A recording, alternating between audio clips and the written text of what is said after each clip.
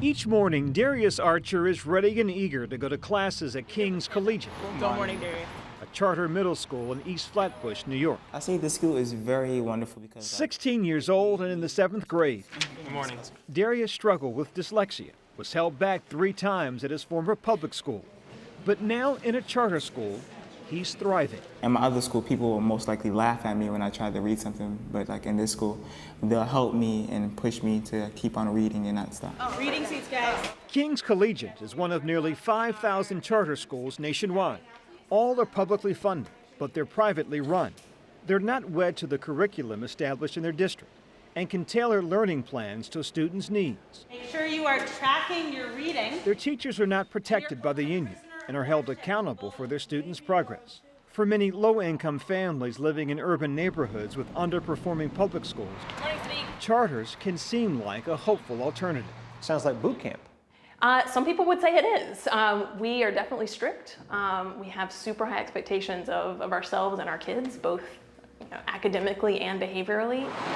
Across the river in Jersey City, New Jersey, Create Charter School did not make the grade.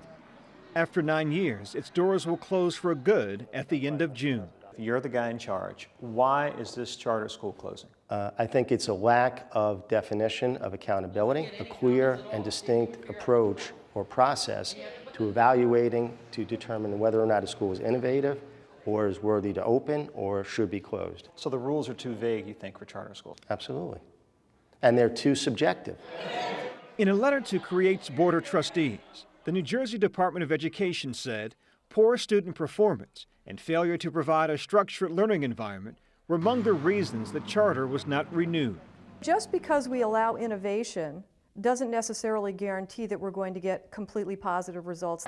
A Stanford University survey of charter schools in 16 states offers a mixed academic report card. Nearly half showed no difference, and more than 1/3 of the charter schools were actually worse than their public school counterparts. Less than 1 in 5 perform significantly better than traditional public schools. In the hundreds of schools that are doing a great job, they obviously have cracked the code in terms of producing positive outcomes regardless of the students that they serve. Charter schools are now the teacher's pet of education, thanks to the Obama administration's Race to the Top program, which has encouraged states to adopt significant education reforms in order to receive additional funding for public schools. In most states, lotteries are held to get into charter school. And it's a thrill when a child gets in, but a huge disappointment when it goes the other way. In New York, 40,000 children are on waiting lists for charter schools. Good morning.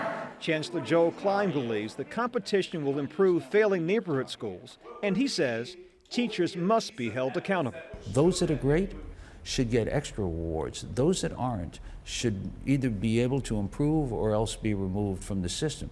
And that's what accountability is about. But Randy Weingarten, a longtime critic of charter schools and president of the American Federation of Teachers, says the real focus should be on the nearly 90% of kids who attend traditional public schools. I am troubled by the assumption that the only way charter schools can be successful is if they undermine public schools. Darius Archer believes switching to a charter school was the right move for him. Now with consistent A's and B's, a child who was once failing has his sights set on college. Byron Pitts, CBS News, New York.